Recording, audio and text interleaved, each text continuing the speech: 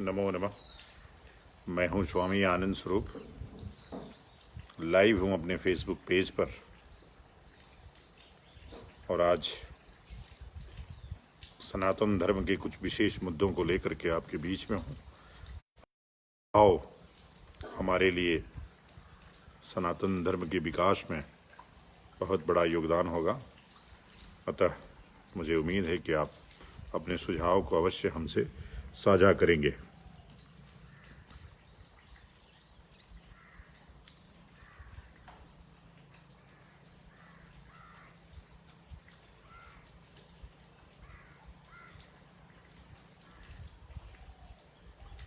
कुछ लोग जुड़ जाइए तो फिर इसको शुरू करते हैं।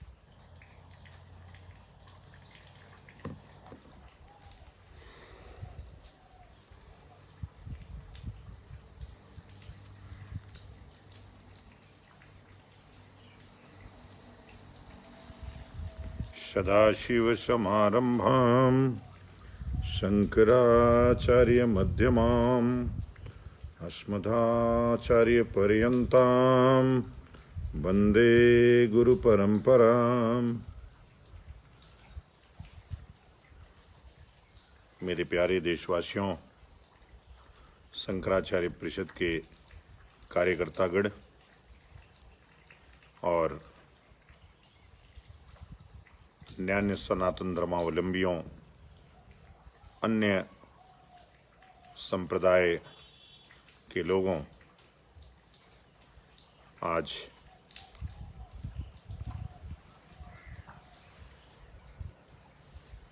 जिस प्रकार से लॉकडाउन के समय में हम लोग एक दूसरे से जुड़ने का माध्यम इस फेसबुक ने बनाया है, इसके लिए हम लोग फेसबुक को बहुत हृदय से साधुवाद देते हैं।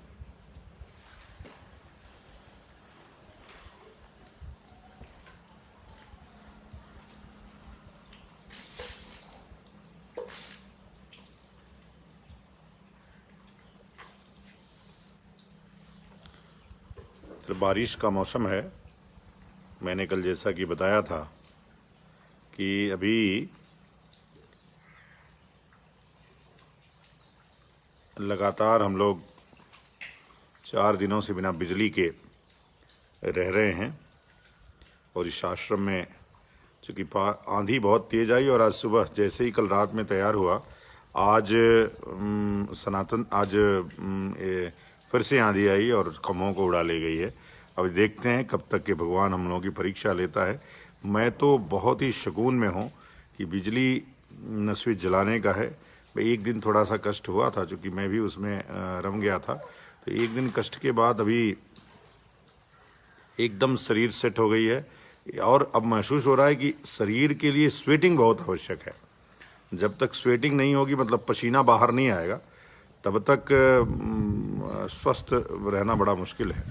तो इसलिए स्वस्थ रहने के लिए प्रकृति के साथ चलना बहुत आवश्यक है। जब भी बाह्य चीज़ों का प्रयोग, जैसे एसी का प्रयोग मैं बहुत इन समय में करता था, गर्मी के समय में, तो शरीर हमेशा ऐसा भारी भारी सा रहता था, लेकिन अब काफ़ी अच्छा महसूस कर रहा हूँ मैं। तो आप सब मुझसे अब जुड़ गए हैं धीरे धीरे, कुछ संख्या बड़ी है।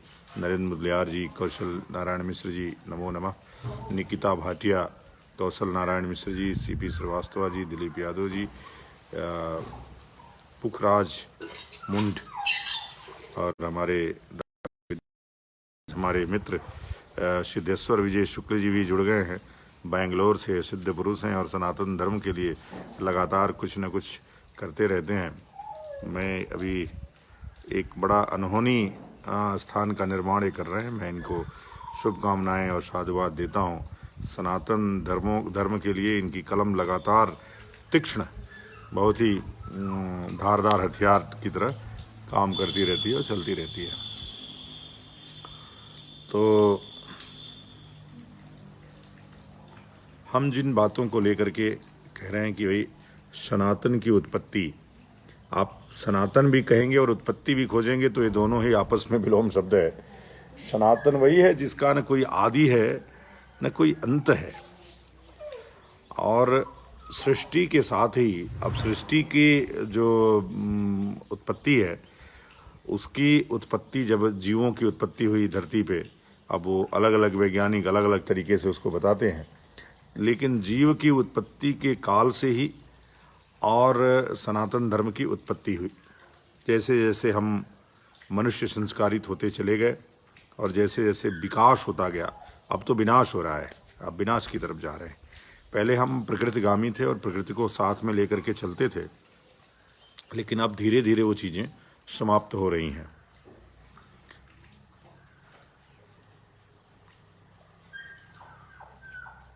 तो हमारे कौशल नारायण मिश्र जी ने प्रश्न किया था कि सनातन धर्म की उत्पत्ति कब हुई थी।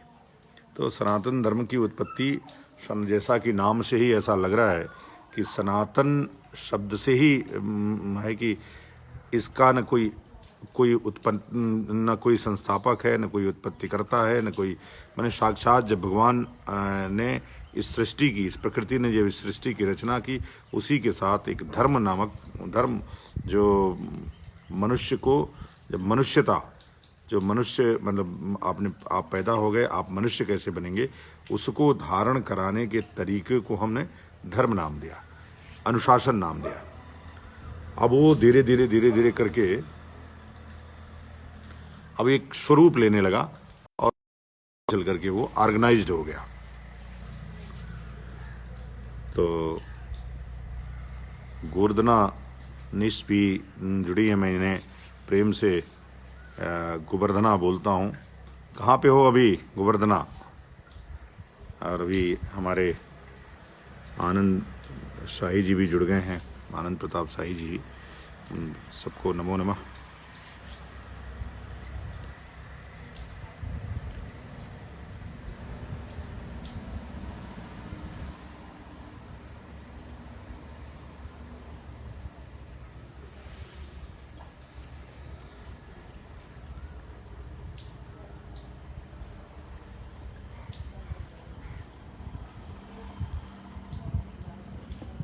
तो उत्पत्ति के काल से ही सनातन धर्म, जैसा कि आप ने उत्पत्ति का प्रश्न पूछा, उत्पत्ति के काल से फिर धीरे धीरे धीरे धीरे धीरे धीरे यह जो यात्रा शुरू हुई सृष्टि की, उस यात्रा के साथ ही इस धर्म की भी यात्रा शुरू हुई, और अब धीरे धीरे धीरे धीरे धीरे एक मुकाम पे पहुंच के अब मुझे ऐसा महसूस हो रहा है कि वो अवनति की तरफ जा रहा है।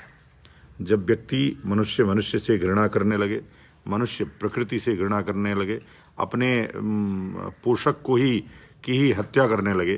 पोषक मीन्स प्रकृति की हत्याएं लगातार चल रही हैं। आप देख रहे हैं किस प्रकार से हम लोग पेड़ पौधों को, खेती बाड़ी को सब धीरे धीरे नष्ट कर रहे हैं।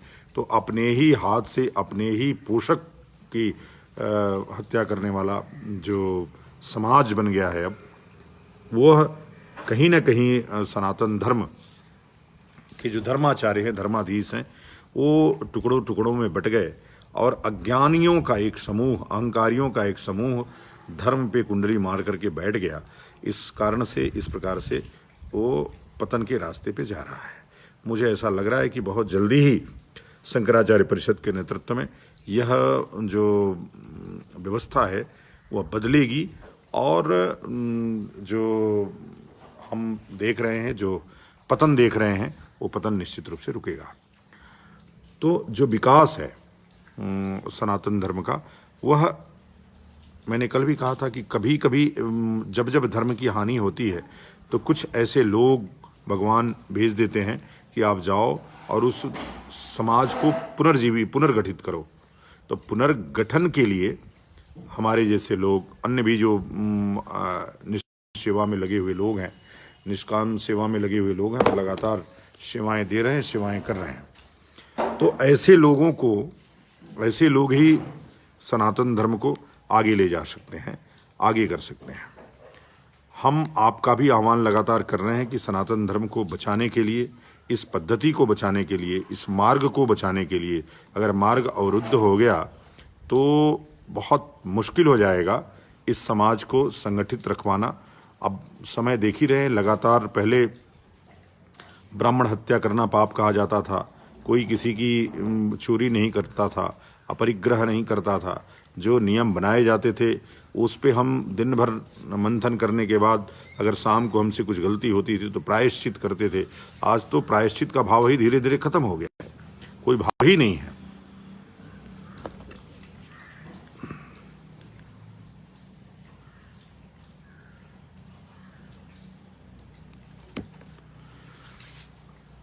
लेकिन प्रायश्चित का भाव खत्म हुआ है, मनुष्य अभी है, संभावनाएं अभी वैसी ही हैं।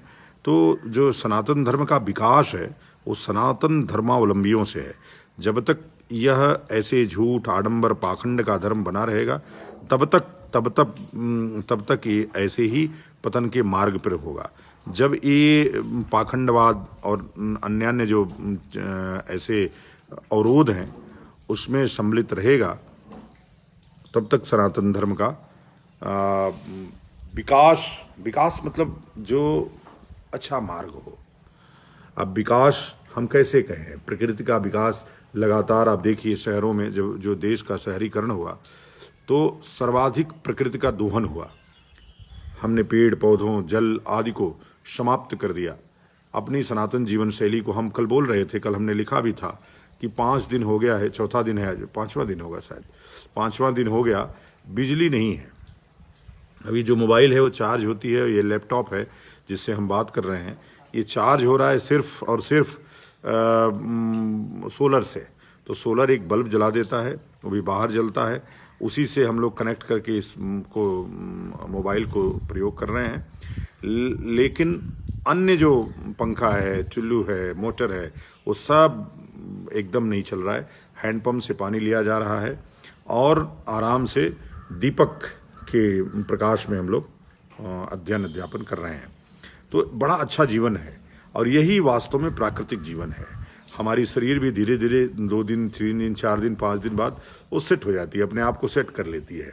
इस शरीर को जितना ही आप सुख देंगे उतने ही इस शरीर के साथ आप धोखा करेंगे, और जितना ही इस शरीर को कष्ट पहुंचाएंगे उतना ही इस शरीर को आप, कहते हैं ना कि माजना, उसको जैसे आप दौड़ते हैं और आप 1 महीने दौड़ बंद कर दीजिए तो घुटनों में, फिर आप दौड़ेंगे तो घुटनों में दर्द शुरू हो जाता है। तो वैसे ही इसको चलाए रखिए, मशीन को साफ रखिए और प्रकृति जैसा प्रकृति ने बनाया गर्मी को सही है, प्रकृति ने बनाया बारिश को आत्मसात करिए, प्रकृति ने बनाया जाड़ा या शरद, तो शरद को आप शरीर आपकी आत्मसात करेगी और उसी के अनुकूल आपका शरीर भी आपसे रिएक्ट करता है। तो मैं कह रहा था कि स्वेटिंग से शरीर स्वस्थ रहता है। स्वेटिंग बंद हुई, पसीना आना बंद हुआ, लगातार आप एसी से निकल करके एसी गाड़ी में चल के फिर एसी में पहुंच जाते हैं, शरीर कभी पसीना छोड़ता ही नहीं है। तो जो पसीने से ऐसे टॉक्सिक है बाहर आना चाहिए, वो आपके शरीर में ही रह जाता है और आप रुग्ण हो जाते हैं और रोगी बने रहते हैं। तो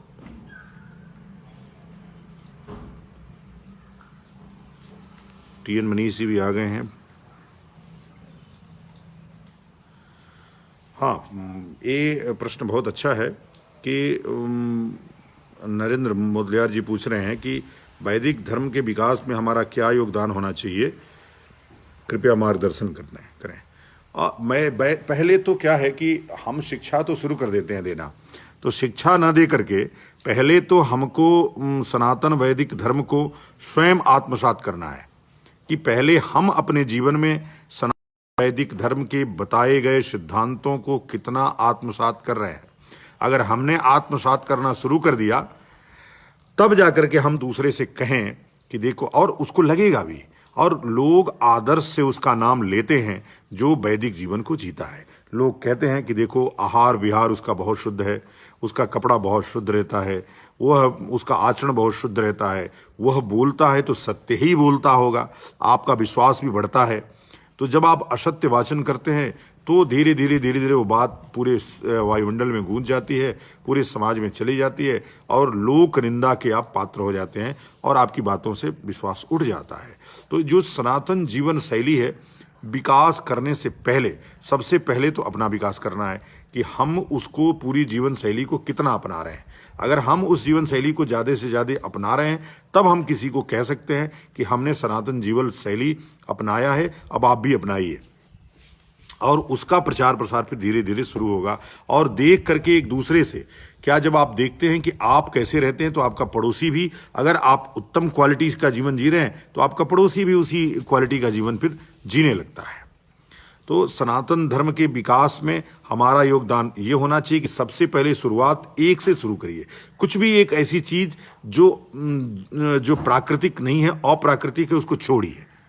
जैसे आप नशा करते हो, जैसे आप पानी का ज़्यादा से ज़्यादा दोहन करते हो, जैसे आप कुछ भी आपकी बुरी लत है, सुबह नहीं जगने की आपकी आदत है, तो सुबह जगने से ही आप शुरू करिए कि मैं अब ठीक 3:30 बजे जग जाऊंगा और 8 बजे सायंकाल सो जाऊंगा, 8 या 9 बजे सो जाऊंगा। फिर देखिए कुछ तो शुरू करिए ना। आप कहते रहने से या मंदिर बचाने से सनातन धर्म बचने वाला नहीं है। पाखंडवाद से सनातन धर्म बचने वाला नहीं है। तो जो पाखंडी है, जैसे जितने आचार्य हैं जो पाखंडी हैं वो पूजनीय नहीं है, वो बिजनेस करते हैं। वो आते हैं, आपका कथा करते हैं सत्यनारायण का, आपका रुद्राभिषेक करते हैं और चले जाते हैं। ये धर्म कहीं नहीं है, इससे सनातन धर्म का कोई लेना देना नहीं है। पूजा पाठ अपनी जगह पे है, अपने आप को आत्मसंतुष्टि, आत्म शांति और आत्मा को या शरीर को शुद्ध परिशुद्ध करने का एक माध्यम हो सकता है, परंतु सनातन धर्म वो है ऐसा बिल्कुल नहीं है। तो वैदिक धर्म है ऐसा बिल्कुल नहीं है। अब वैदिक धर्म जानने के लिए सबसे पहली बात आप शुरुआत करिए वेद पढ़ने की स्वयं, कि हम अब कम से कम एक वेद एक साल में पढ़ेंगे। ऋग्वेद पढ़िए, ऋग्वेद से ही शुरू करिए। अब ऋग्वेद में देखिए कि क्या क्या जो मनुष्य का जीवन है, सुबह से शाम तक की दिनचर्या है, वो कैसी होनी चाहिए, कैसी रहनी चाहिए।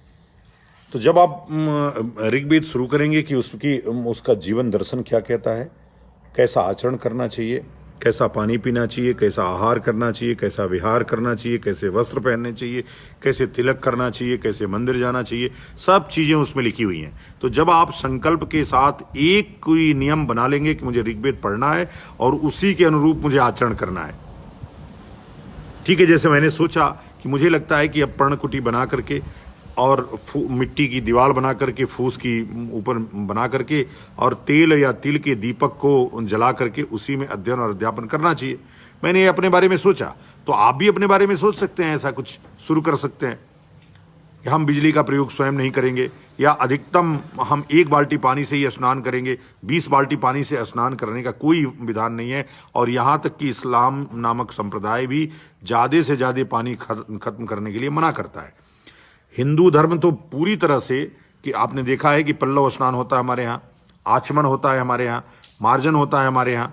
तो जिस तरह से प्रकृति जैसे बच सकती है, हम लोग पूरी तरह से उसको बचाने के लिए ही एक माध्यम है धर्म। इसलिए कि प्रकृति हमारा पोषण करती है और हम उसका दोहन करते हैं। तो दोहन की एक सीमा है। जब तक दोहन ही केवल होता रहेगा। आप भूगर्भ जल की बात सोचिए, आपने टब खोला, पानी निकल आया, और पानी अगर निकल आया, पानी निकलने लगा तो आप समझ रहे हैं कि भाई पानी तो ये कभी खत्म होने वाला नहीं है। लेकिन पानी डालने की व्यवस्था आपने नहीं किया। धीरे धीरे अब सरकारें जागी हैं और उन्होंने वाटर हार्वेस्टिंग का सिस्टम लगाना शुरू किया, लेकिन आपने तो अपने घर में कुछ नहीं किया। आपने जो हैंडपंप लगाया उससे पानी जो निकल रहा है उसके पृथ्वी के अंदर जाने की कोई व्यवस्था नहीं की, आपने छोड़ दिया दूसरों के भरोसे। तो आप कम से कम इस तरह से जितना हो सकता है ये प्रकृति को बचाने का, संस्कृति को बचाने का, अपना वेशभूषा आहार विहार को कम से कम अपने ऊपर तो शुरू करिए। तो ये हमारा योगदान होना चाहिए। मुदलियार जी ने पूछा था, ये इसका उत्तर है। तो इसलिए कि मैं कभी नहीं कहूँगा कि आप किताब उठाइए पढ़िए और दूसरों को ज्ञान दीजिए। सबसे पहले तो आप अपने ऊपर उसको आत्मसात करिए, अपने धारण करिए उसको पूरे सनातन को, तब दूसरे को ज्ञान दीजिए। और तभी ज्ञान वो सार्थक भी होता है और फलीभूत भी होता है। नहीं तो आप ज्ञान देते रहिए और अपने ऊपर कुछ मत लाइए तो कुछ नहीं होगा, कौन मानेगा आपको।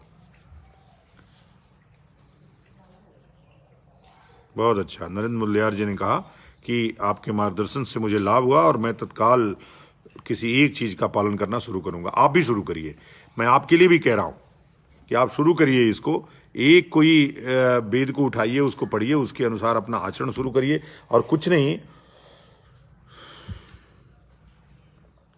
तो इतना तो कम से कम एक शुरू ही कर दीजिए कि सुबह उठना शुरू कर दीजिए कि चलिए आज के बाद कभी मैं सूर्योदय के पहले ही जग जाऊंगा। कोशिश करूंगा कि ब्रह्म मुहूर्तम के पहले ही जगें और ब्रह्म मुहूर्तम में भाग लें। अगर नहीं हुआ ऐसा तो कम से कम ब्रह्म मुहूर्त में तो जगना शुरू करूंगा, एक वेद का अध्ययन करूंगा, उसके अनुसार अपना आचरण करूंगा। और जब आप वेद के अनुसार अपना आचरण शुरू कर देंगे तो इतने लोकप्रिय हो जाएंगे, आप इतने प्रसन्न भाव से रहने लगें, इसलिए कि फिर आपको किसी चीज़ का विषाद नहीं रहेगा। फिर मोह, हमने ये नहीं किया, हमने वो नहीं किया, आपाधापी जो मची हुई है, उस आपाधापी से आप बाहर निकल आएंगे। तो कम से कम आप जो शंकराचार्य परिषद से लोग जुड़े हुए हैं, अपने जीवन को वेद के अनुसार, शास्त्र के अनुसार चलना शुरू करिए और फिर दूसरों को ज्ञान बांटिए, दूसरों को ज्ञान दीजिए। और जब आप चलना शुरू कर, समाधिस्थ थे और जैसे ही हम बाहर आकर के हवन कर ही रहे थे तब और आंख बंद करके हम तपस्या कर रहे थे, तब तक एक शेर आकर के सामने बैठ गया। अब मुझे तो समझ सकते हैं जब शेर सामने बैठ गया हो तो क्या अपने ऊपर बीत रही होगी। तो जैसे ही शेर को मैंने देखा, मुझे ऐसा महसूस हुआ कि अब तो मेरा प्राणांत हो जाएगा, आज मैं चला जाऊंगा।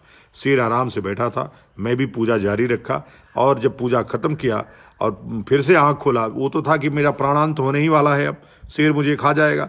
लेकिन जब मेरे अंदर उसके प्रति कोई हिंसा का भाव नहीं था, वो शेर उठा और आराम से चला गया, मेरी प्राण भी बच गया। और वह गुरु की बात कि अगर आपके अंदर, हम बार बार इस बात को कहते हैं कि जो अहिंसा परमो धर्म की बात है, अगर आपके अंदर किसी के प्रति नफरत का भाव नहीं है, हिंसा का भाव नहीं है, तो आप निश्चित रूप से मानिए कि आपसे जितना भी समाज का प्राणी है वह कम से कम आपको कुछ चोट पहुंचाने में, आपको कुछ दर्द देने में निश्चित रूप से हिचकेगा और नहीं करेगा, फिर वो डरेगा। हिंसक से हिंसक जानवर भी आपसे डरेगा। यह सनातन वैदिक जीवन पद्धति है, आप उस पर चलिए, आप उसके एक एक शब्द को जीना शुरू करिए, आप भगवान हो जाएंगे। मनुष्य रूप में आप जन्म लेते हैं, ये जो धर्म है, ये परंपरा है, यह जो संस्कृति है, आपको मानव से भगवान बनाने, भगवान और कुछ नहीं है। जो अवतार लेता है वो तो भगवान है ही है, भगवान आप भी बन सकते हैं। और यही प्रक्रिया है जीवन की। जब आप पैदा होते हैं तब मनुष्य बनते हैं, और जब आपके संस्कार खोसट संस्कार होते हैं, सारे आश्रमों को आप पार होते हैं, तब आप, और जैसे ही आप संन्यास लेते हैं, इसीलिए आप भगवान बन जाते हैं। इसलिए कि आपने अपने जीवन को पूरी तरह से परिमार्जित कर लिया, आपने अपने जीवन को पूरी तरह से वैदिक बना लिया। तो जो बात मैं कह रहा हूं, यह बहुत दावे के साथ कह रहा हूं, मैं भी साधक हूं और आपको साधक बनने की प्रेरणा दे रहा हूं कि आप भी अपनी साधना को शुरू करिए और सनातन वैदिक जीवन को जीने का प्रयास करिए। जब आप प्रयास करेंगे कि हम आज से वेद की एक शाखा, वेद का एक किताब पढ़ना शुरू करते हैं, मनुष्य के जीवन में किस प्रकार से जीवन जीना चाहिए, प्रातःकाल उठने से लेकर के सायंकाल सोने तक उसके आहार विहार दिनचर्या कैसी होनी चाहिए? जिस दिन आप शुरू करेंगे आपको एक तो वैद्य की जरूरत नहीं पड़ेगी, आपको किसी चीज की जरूरत नहीं पड़ेगी, और आप संकट के काल में भी हंसते हुए जीवन को जी लेंगे, जैसे कि मैं जी रहा हूं। 5 दिन से लाइट नहीं है और फिर भी पसीने से तरबर होकर के इतने शांतचित्त होकर के नींद आ रही है कि मुझे नींद एसी में भी उतनी अच्छी कभी नहीं आई जैसा अभी आ रही है।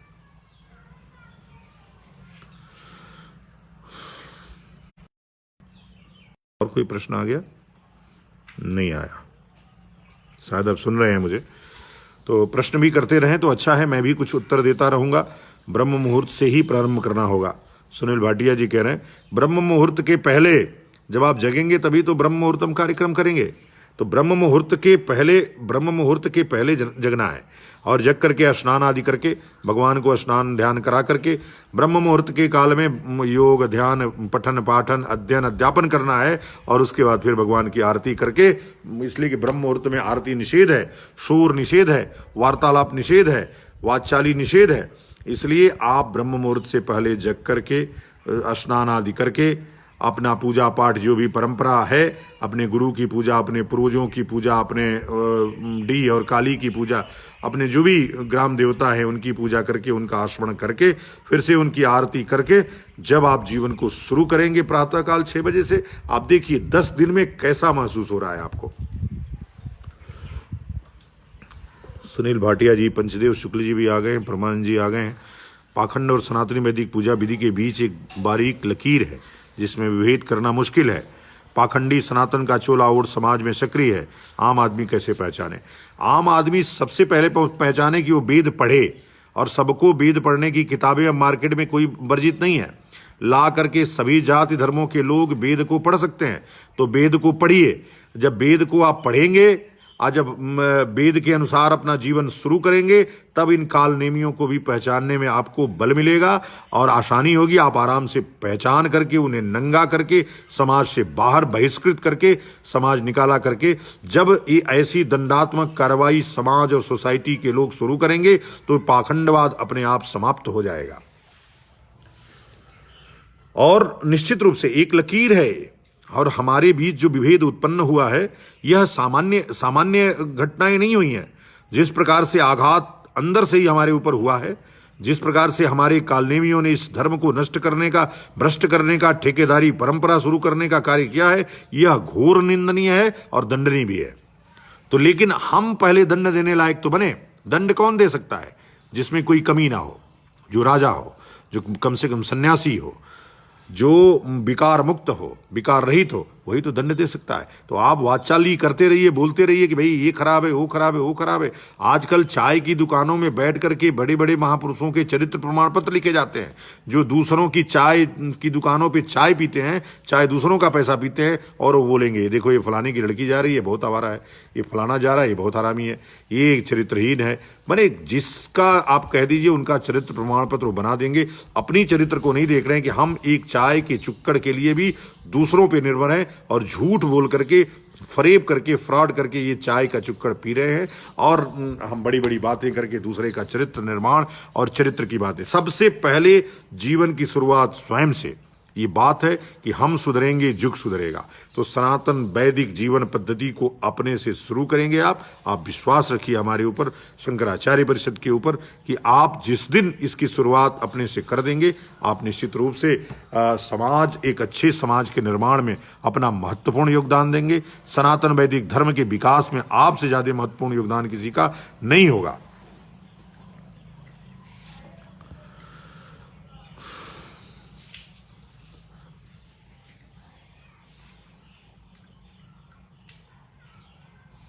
आप प्रश्न करते रहिए जरा, अच्छा लगता है जब आप प्रश्न करेंगे तो मेरे उत्तर से आप संतुष्ट हो पाएंगे।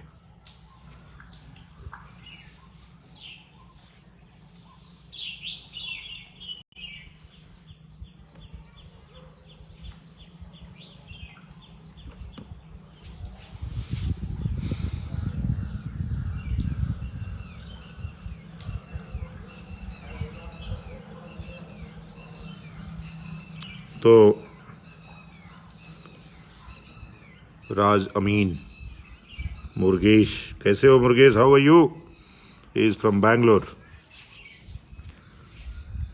तब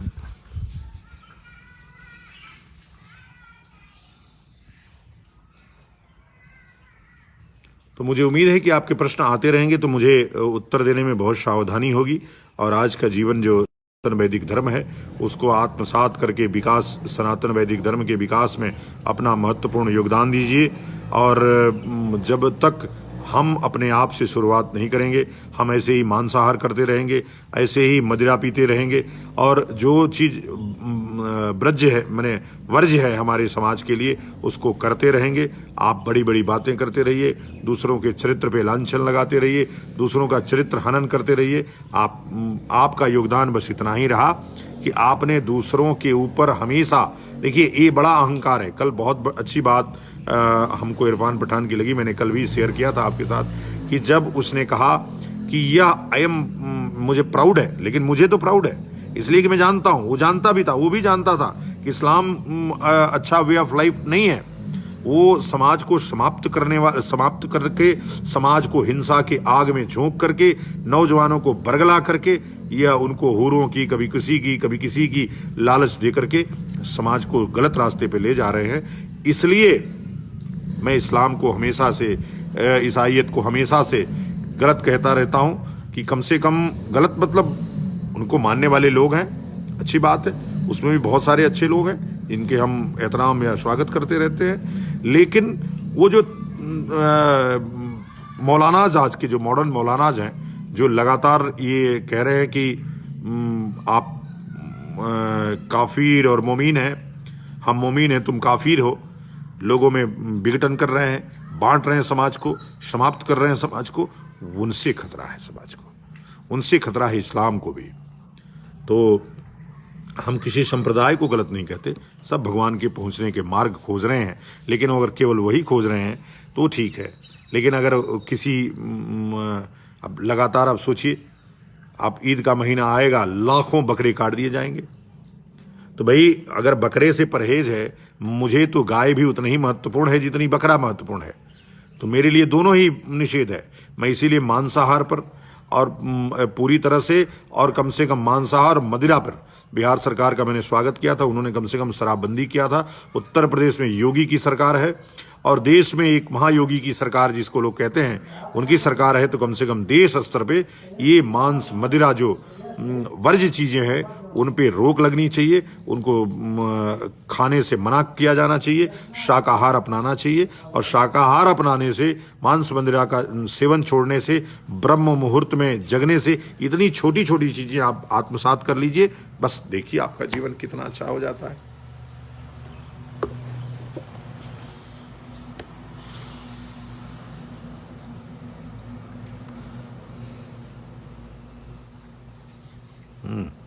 क्या पूछ रहे हैं भाई? वैदिक शिक्षा का अभाव क्यों है, कोई संस्था क्यों नहीं करती? तो ऐसा है सुदीप सेन गुप्ता, हम लोग तो कर ही रहे हैं। हमने लगातार आह्वान किया कि गुरुकुलों को बनाया जाए और मिलकर के बड़े बड़े गुरुकुल खड़े किए जाएं, और इस वैदिक शिक्षा को, और सभी घरों तक, सभी मंदिरों को मैं कह रहा हूं कि ये शिक्षा के केंद्र होने चाहिए। और वहाँ पे कम से कम हम नियमित, हमारी दिनचर्या कैसी हो, एक छोटा सा प्रशिक्षण केंद्र हर गांव, चूंकि हमारा मंदिर हर गांव में है। शंकराचार्य परिषद ने तय किया है कि मंदिरों को हम शिक्षा का केंद्र बनाएंगे, और सनातन वैदिक धर्म की शिक्षा के लिए हम निश्चित रूप से व्यवस्था करने जा रहे हैं। हमने परंपरा नामक कोर्स लॉन्च किया। अभी गांव गांव गुरुकुल थे, फिर से गांव गांव में गुरुकुल खड़े होंगे। आप सब आगे तो आइए, कम से कम जब आप आगे आएंगे तो निश्चित होगा। स्वामी जी आज आपके आसपास से चिड़ियों की चहचहाट की मधुर दुनिया दे रही हैं। तो मैं बारिश भी दिखा देता हूं आप लोगों को, जरा आप एक बार बारिश भी देख लीजिए। बाहर बारिश हो रही है और मैं बाहर बैठा हूं, इसलिए चिड़िया की चहचहाट हमारे छोटे से बागीचे में हो रही है। तो ये जो जहां मैं रहता हूं, इसका बाहर का बागीचा है। तलवार के बल पर स्थापित किया गया मजहब सभ्य समाज स्वीकृत नहीं। बिल्कुल सही है, एकदम सही है। मैं डॉक्टर विद्यासागर जी की बात से सहमत हूं, और मैं जानता हूं कि तलवार के दम पर कभी विश्व के लिए निकला हुआ यवनराज सिकंदर परास्त होकर के अपने ही सैनिकों द्वारा मार दिया गया।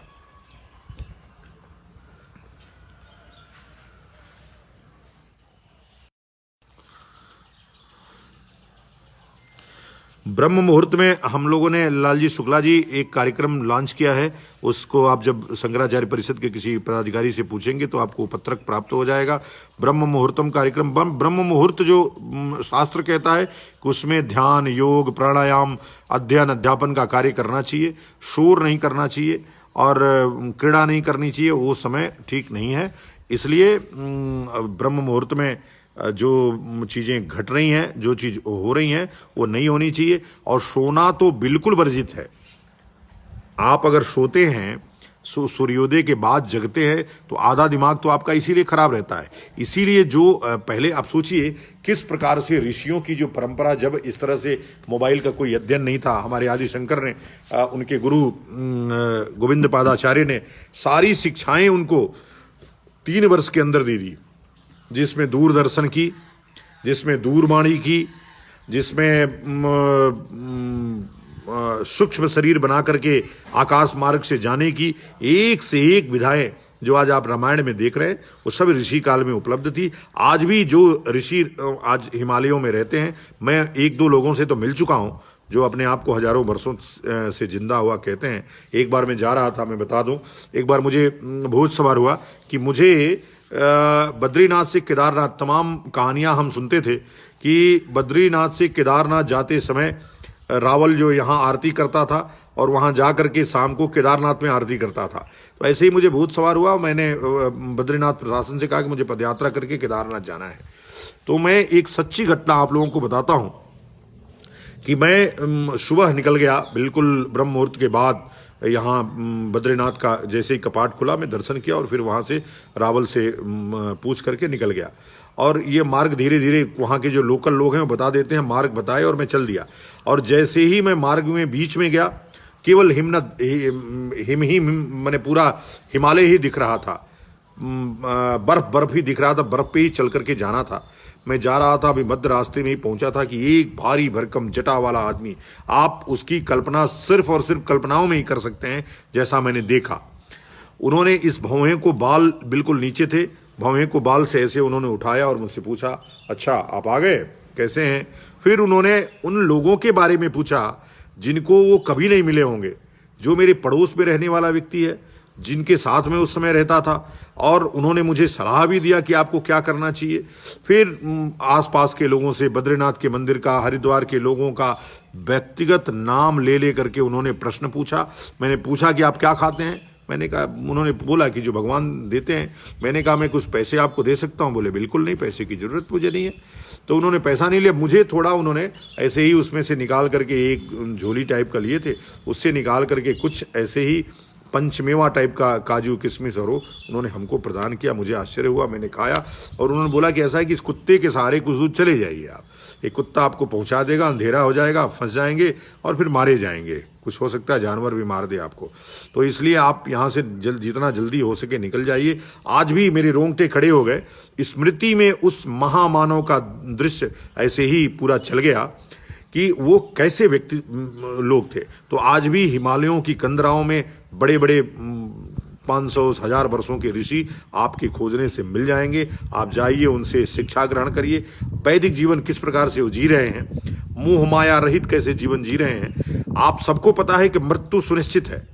इसलिए मैं बार बार कहता हूं कि गीता का अध्ययन अनिवार्य रूप से करना चाहिए, और कोई भी शिक्षा पद्धति हो उसमें गीता का पढ़ना अनिवार्य करना चाहिए। अरब ने कर दिया, अरब देशों ने उसका अरबी में ट्रांसलेशन करके गीता का और अपने विद्यालयों में, विश्वविद्यालयों में लगा दिए। और हमारे यहाँ गीता के बारे में मुझे तो मेरी माँ बचपन में पढ़ाती थी, और मेरी माँ हमेशा कुछ न कुछ कहानियों के माध्यम से जीवन से परिचय कराती थी। आज की माएँ तो मॉडर्न है, उनकी एजुकेशन मॉडर्न हुई है। वो अपने बच्चों को कुछ नहीं पढ़ाते हैं कि ऑनलाइन क्लासेस कैसे चलेंगे, मोबाइल, उसको 2 वर्ष का होगा तभी उसको मोबाइल पकड़ा देंगे, और उसके रेडिएशन से उसका शरीर कितना खराब हो रहा है, उसके रेडिएशन से कितना नुकसान हो रहा है, उसका कोई मतलब नहीं है। 5 वर्ष का बच्चा, और उसको उसी उम्र में आईएएस बना देना चाहते हैं। अरे उसको उठना बैठना चलना सीखना, और उसको जब भी अक्षर ज्ञान कराना शुरू कीजिए, उसका संस्कार कराना शुरू करिए। जब बच्चा पैदा हो तो उसका अक्षर संस्कार हो कि वो उसको कम से कम उसके गुरु क लिखना शुरू कराएं। और कम से कम 1 घंटे में सभी बच्चों को कहता हूं, सभी गार्जियंस को कहता हूं, घरों में शास्त्रों की किताब रखिए। और कुछ नहीं तो गीता तो आजकल बहुत उसमें आ गया है, जो पतले पतले आ गए हैं, उस गीता को सभी बच्चों को जरूर अध्ययन कराएं।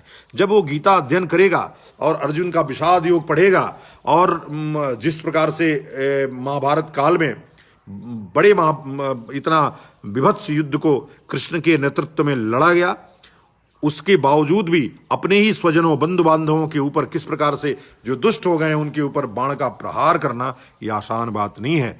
मोह माया का परित्याग करना, अपने स्वजनों के ऊपर, अपने धर्म के ऊपर इस तरह से आबद्ध होकर के, स्टैंड होकर के खड़े रहना, यह सिर्फ और सिर्फ शास्त्र सिखा सकता है। शास्त्र के विकास में, सनातन धर्म के विकास में, वैदिक धर्म के विकास में आपका योगदान ये होना चाहिए कि घरों में जितना हो सकता है ऐसी आध्यात्मिक किताबों को रखिए, ताकि आपका बच्चा जब पढ़ेगा तभी कुछ सीखेगा। वो अलेक्जेंडर के बारे में पढ़ाना, अकबर के बारे में पढ़ाना, बिरबल ने वो चुटकुले सुनाए, अकबर ने ऐसे युद्ध लड़ा, औरंगजेब इसको मार दिया, ये इतिहास पढ़ पढ़ के आपका बच्चा वैसे ही हिंसक होगा। और आईएएस तो बन सकता है, बड़ा बिजनेसमैन तो बन सकता है, पर इंसान नहीं बन सकता। आईएएस भी बन जाएगा तो जो हमारी परंपरा है, जो हमारे लोग हैं जिन्होंने शास्त्र पढ़ा है, आज भी वही माँ बाप की पूजा कर रहे हैं, वही आज माँ बाप को संरक्षण दे रहे हैं। जितने लोग हैं, अब देखिए, देखते रहिए जरा कि जो आईएएस बन गया, उसकी जो अमेरिका में रह रहा है, आपने सुना होगा, उसकी माँ 3 महीने की भूखी प्यासी घर में बूढ़ी मर गई। 6 महीने बाद उसको खबर दी गई, जब उसका घर तोड़ा गया तब जाकर के वो मृत दशा में उसकी हड्डियां प्राप्त हुई। ऐसे कुपुत्रों को इस इंग्लिश पद्धति स्कूलों ने पैदा किया है। और मैं इंग्लिश मीडियम स्कूलों को नहीं, मैं उन राजाओं को, उन मंत्रियों को, मुख्यमंत्रियों को इसका दोष देता हूं कि जिन्होंने इस प्रकार की शिक्षा व्यवस्था को प्रश्रय दिया, इसको राजाश्रय दिया। लगातार कहे जाने के बाद भी वेद की शिक्षा, जो एक इंसान से भगवान, मनुष्य से इंसान, इंसान से भगवान बनाने की प्रक्रिया सिखाती है, जो मोह माया से रहित निष्काम सेवा की शिक्षा देती है, उसको कुचक्र रच के धीरे धीरे समाप्त किया जा रहा है। इसको रोकिए, हम सब मिलकर के। हम लोग भले मुट्ठी भर है, लेकिन भीड़ लाखों की नहीं चाहिए। संस्कृति बचाने के लिए 100 लोगों का एक समूह चाहिए, जो हमारे पास उपलब्ध हो गया है। हम लोग मिलकर के सनातन वैदिक धर्म को के विकास को और गति देंगे, और उसके अक्षुण्ण प्रवाह को अनंत सागर तक ले जाएंगे, और सबको सनातन वैदिक धर्म में, पूरे ब्रह्मांड को, पूरे विश्व को दीक्षित और शिक्षित करने का काम करेंगे।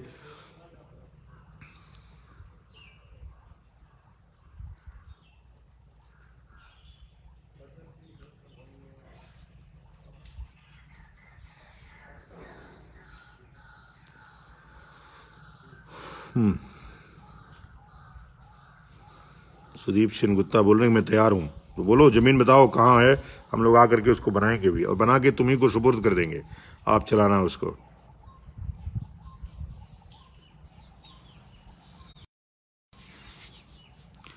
ऐसा है, मैंने बताया था रोहिल्ला अरविंद जी की, एक जो मुहूर्त होता है वह 48 मिनट का होता है। तो सूर्यास्त से 2 घड़ी पहले, यानी 96 मिनट पहले का जो समय है वो ब्रह्म मुहूर्त का है। सूर्योदय अलग अलग समयों में ऋतुओं के बदलने के अनुसार सूर्योदय का समय भी बदल जाता है। तो इस नाते ये बात बताई गई है कि सूर्योदय से 96 मिनट पहले का समय ब्रह्म मुहूर्त का समय है। उसके पहले आपको जगना है, आपका जागरण होना है। विविध आध्यात्मिक धाराओं को स्वीकारता देने वाले सनातन वैदिक धर्म के अनुयायियों में अपने अपने आराध्य को बड़ा बताने की होड़ मची है। सब सनातन वैदिक यही होता था।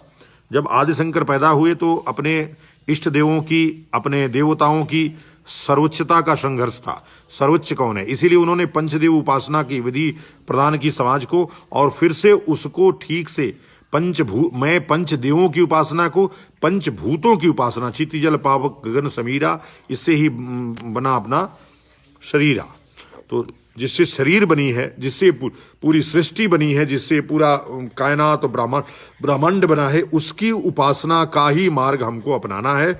और उससे विभेद नहीं उत्पन्न होगा, जाति भेद उत्पन्न नहीं होगा, वर्ण का जो संघर्ष था वह बंद होगा, और श्रेष्ठता आदमी की योग्यता में होगी। फिर कोई नहीं कहेगा, वो स्वीकार करने की उसकी शक्ति होगी कि मैं तो कर्म से शूद्र हूं, इसलिए मुझे वैश्य और क्षत्रिय बनना है और फिर ब्राह्मण बनना है।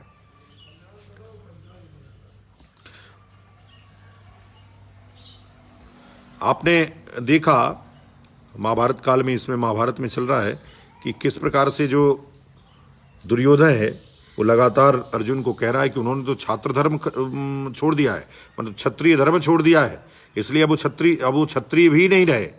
ये बार बार शब्द कहा जा रहा है। इसका मतलब ही है कि जो वर्ण है वह अस्थाई नहीं है, वह कर्म के अनुसार है। कर्म आपका उच्च है तो आप ब्रह्म जान गए, मुक्त हो गए इस जीवात्मा, इस जीव जगत से। और बुद्ध ने भी आगे चल करके उसको निर्वाण और परिनिर्वाण कहा, हमसे नकल करके, इसलिए कि निर्वाण इसी जीव जगत में, जब आप शरीर में ही रहते हैं तो आपको निर्वाण प्राप्त होता है। वैसे ही हमारे यहां भी मोक्ष इसी समय, जब आप जीवित शरीर में रहते हैं तो आपको मोक्ष प्राप्त होता है, जिसे हम संन्यास कहते हैं। जब हम सभी विकारों से रहित हो जाते हैं, जब हम सब में संभाव देखते हैं, सब हमको, हमारी दृष्टि सबके लिए समान हो जाती है, तब आप ब्रह्मज्ञानी होते हैं। और वही ब्रह्म जानाति इति ब्राह्मण, जो ब्रह्म को जान गया वही ब्राह्मण है।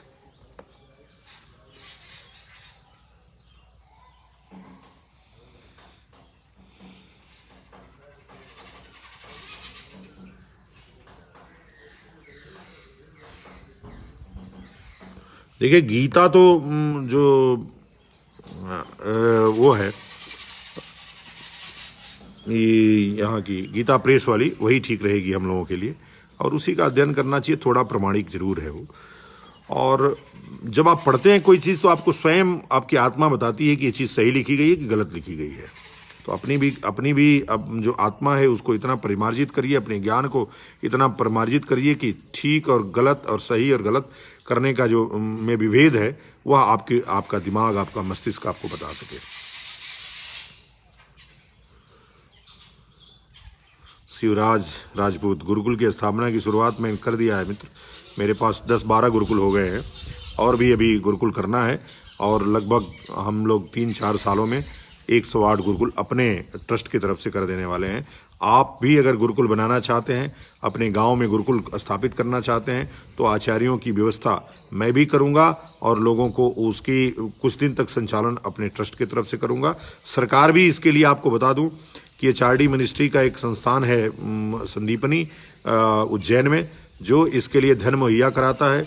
आप आचार्यों की, विद्यार्थियों की उसके खाने पीने की पूरी व्यवस्था सरकार की तरफ से आज सदियों से चली आ रही है। हम उसको जानते नहीं है, इसीलिए नहीं कर पाते हैं। उसके नियमों का पालन करके आप निश्चित रूप से अपने गांव में गुरुकुल स्थापित करिए। सनातन वैदिक धर्म के विकास में आपका ये विशेष योगदान समाज सदा सदा के लिए याद रखेगा।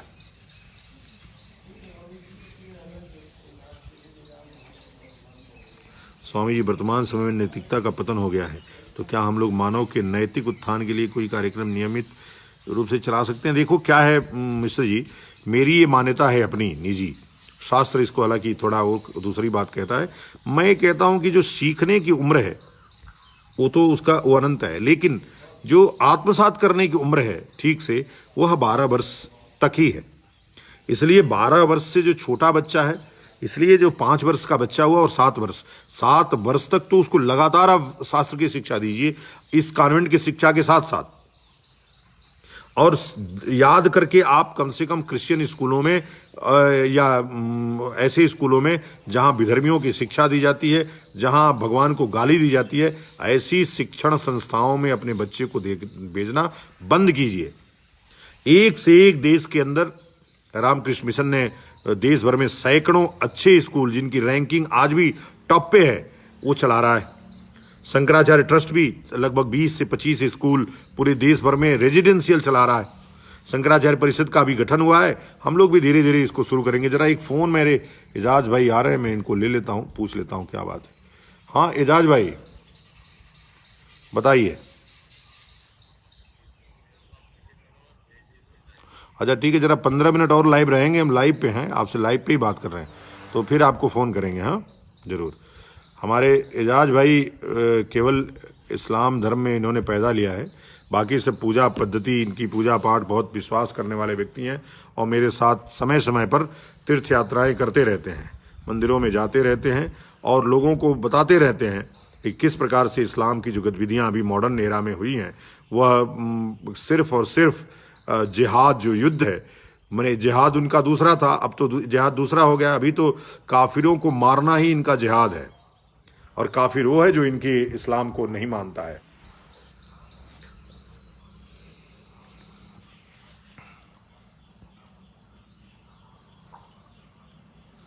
तो नैतिकता के पतन की शुरुआत अभी ऐसे ही धीरे धीरे धीरे धीरे नैतिक आप बनेंगे जब एक व्यक्ति को गुरु मानेंगे, गुरु की आज्ञा में भरोसा करेंगे। अब मैंने कुछ भी बात को कहा और आपने इस कान में डाला और इस कान से निकाल दिया, तो सबसे पहले तो नैतिकता, वही मैंने कहा, पहले शुरुआत अपने से करनी है और अपना आचरण ऐसा निर्मित करना है कि लोग देख करके उससे सीख लें, आपके शब्दों से नहीं आपके आचरण से सीख लें। तब आप समझिए कि ये नैतिकता का जो पतन हुआ है समाज में वह धीरे धीरे धीरे धीरे करके समाप्त हो जाएगा और नैतिक पतन बंद हो जाएगा। अब आपके प्रश्न का समय शुरू हो गया, प्रश्न पूछते रहिए, थोड़ी देर और उत्तर दूंगा मैं।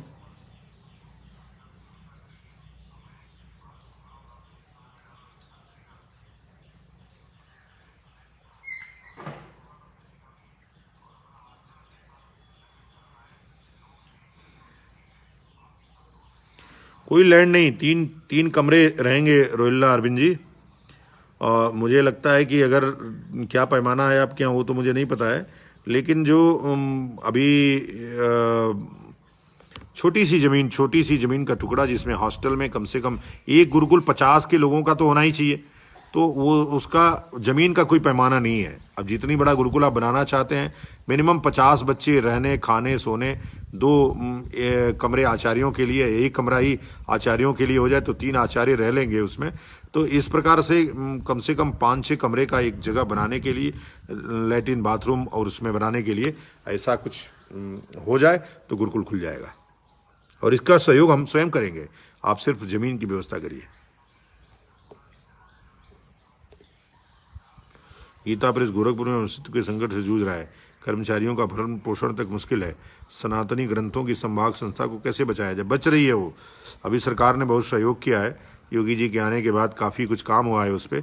अभी तो संस्था ठीक ढंग से चल रही है। निश्चित रूप से आप कह रहे हैं कि भाई इतनी सस्ती किताबें, इतनी मोटी मोटी किताबें, अंग्रेजी इतनी पतली किताब होगी वो 5,000 की होगी और रामायण आप खरीदने जाइए 110 रुपये का, इतना मोटा। वो कागज़ का दाम भी उनको पता नहीं कैसे आता है। फिर भी ये जो आध्यात्मिक यात्रा है उसमें सबसे बड़ा काम गीता प्रेस इस भारतवर्ष में कर रहा है, इस पूरी दुनिया में कर रहा है। मैं उसको बचाने के लिए कुछ भी करूँगा। हम लोगों ने सहयोग किया था थोड़ा और अब लग रहा है कि अपने मुख्य धारा में आ गया है, फिर से काम चल रहा है वहाँ पे।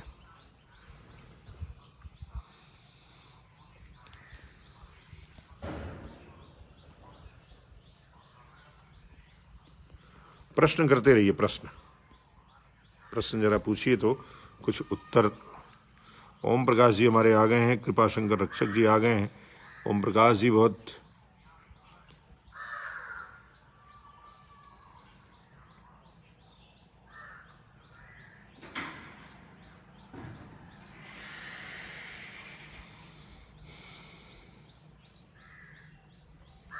नमो नमः। कैसा चल रहा है ओम प्रकाश जी आपके यहाँ अयोध्या में? और लोगों के यहाँ अपनी सूचनाएं जरा हमको देते रहिए कि कैसा चल रहा है, कौन क्या कर रहा है और किस प्रकार से आप मानवता की सेवा अपने स्तर से कर पा रहे हैं। ये भी एक सनातन धर्म के विकास का सबसे बड़ा द्योतक है कि आप सनातन धर्मी हैं, अपने आप को सनातन धर्मी कहते हैं, पड़ोस का आदमी अगर उसके भूखा सो रहा है, अभी एक खबर आई थी, पता नहीं वो कितनी सच है, हमारे ओम प्रकाश सिंह जी की ही धरती अयोध्या से ही, कि एक साधु भूखों मर गया। अब वो कितना सच है वो तो ओम प्रकाश जी ठीक से बताएंगे, इनके स्रोत बहुत प्रमाणिक होते हैं, तो वो बताएंगे और हम लोगों का मार्गदर्शन करेंगे।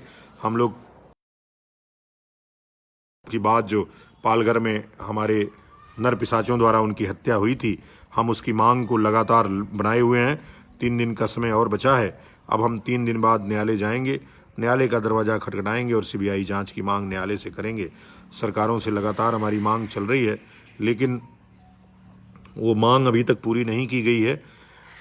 आप भी अपने स्तर से लगातार मांग कर ही रहे हैं मेरे कहने के बाद भी, लेकिन आप अपनी खबरें हमको देते रहिए। अब आप क्या कर रहे हैं, कैसे चल रहा है, हमको भी सुझाव समय समय पे देते रहिए, हम लोगों को क्या करना चाहिए। आज हम लोगों ने सनातन धर्म के उत्थान और उसके पतन के लिए कौन जिम्मेदार है, उस पर चर्चा किए हैं। और भी आपके पास कोई सुझाव हो गुरुकुल शिक्षा पद्धति के अलावा तो ज़रूर हमको दीजिए। ये जो पाखंडी लोग हैं इनको भी प्रश्न उठाइए। अगर कोई घर आकर के आपके पंडित ये दक्षिणा, उसको खूब दक्षिणा दीजिए, उसका भरण पोषण करिए, लेकिन अगर वो मांगता है कि भाई 5,000 लेंगे तभी आपका पूजन करेंगे, उस पंडित से कदापि पूजन मत कराइए, इसलिए कि वो कम से कम व्यापारी है और वो व्यापार उसको बिना मांगे 11,000 दीजिए, लेकिन जब वो 1,000 रुपये मांगे तो कतई कहिए कि महाराज प्रणाम, आपको बहुत अच्छा है। हम इसलिए जिस दिन आप ये काम शुरू कर देंगे उस दिन यहाँ इस धरती से पाखंडवाद खत्म हो जाएगा। भूत प्रेत के नाम पे लोगों को बरगला करके, बच्चों को डर दिला करके इस तरह से पैसे वसूले जा रहे हैं समाज में। और बदनाम कौन हो रहा है? बदनाम भगवा हो रहा है, बदनाम सनातन वैदिक धर्म हो रहा है कि ये तो पंडितों का धर्म है, ये तो पाखंडवाद का धर्म है। आम जनता उससे धीरे धीरे हट गई, इसलिए ये आज दिन देखने को मिल रहा है।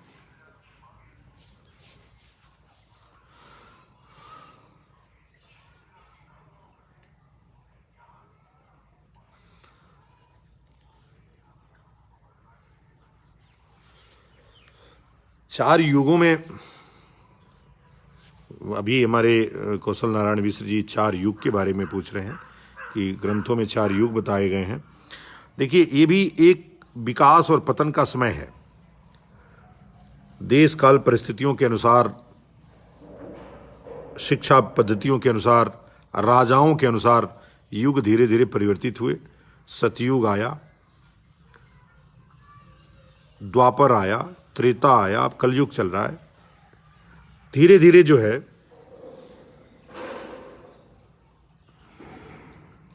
जो है हम लोग जो उत्थान और पतन है यह उसके अनुरूप होता रहा। युगों युगों में परिवर्तन आता रहा। कली काल आया, अपने भ्रष्टाचार, अनाचार, दुराचार अपने चरम पे है। कल्कि के अवतार की अपेक्षा है। आपने देखा ही हर काल में कभी 4, कभी 3, कभी 2 महामानवों का, भगवान का, साक्षात विष्णु का अवतार हुआ है, फिर से अवतार होने ही वाला है।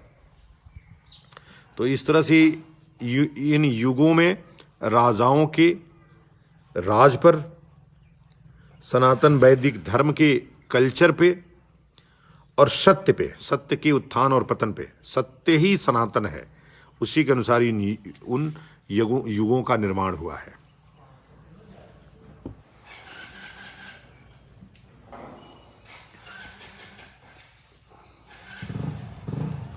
हमारे कौशल जी बोल रहे हैं कि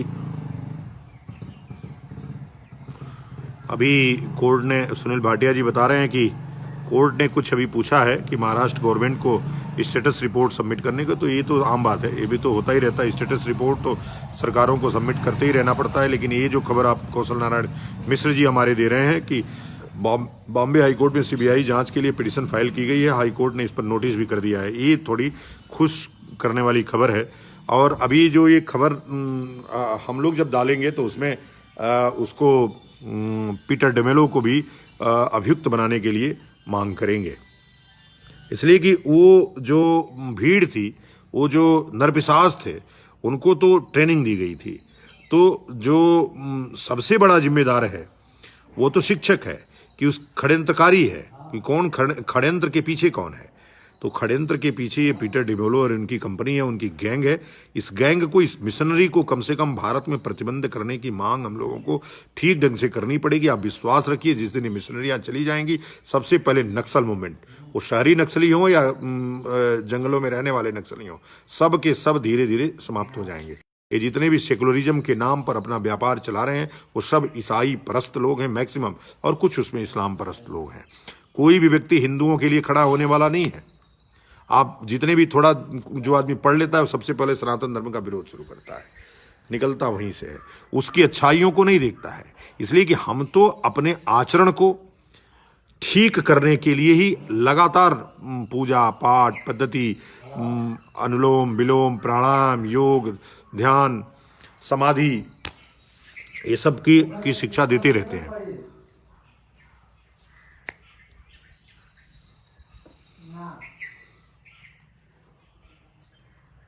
शोर मत बजाइए इधर।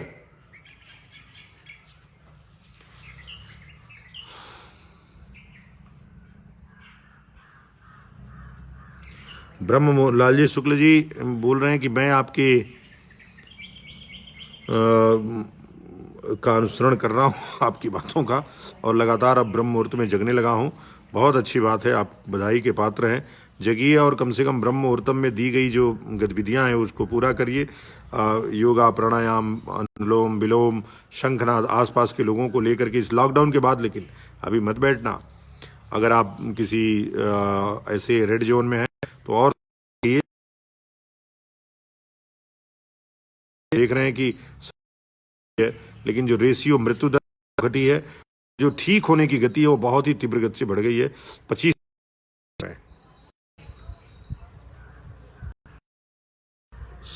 में भी पिटीशन कौशल नारायण बोल रहे हैं, बहुत अच्छा हुआ। आप अगर उन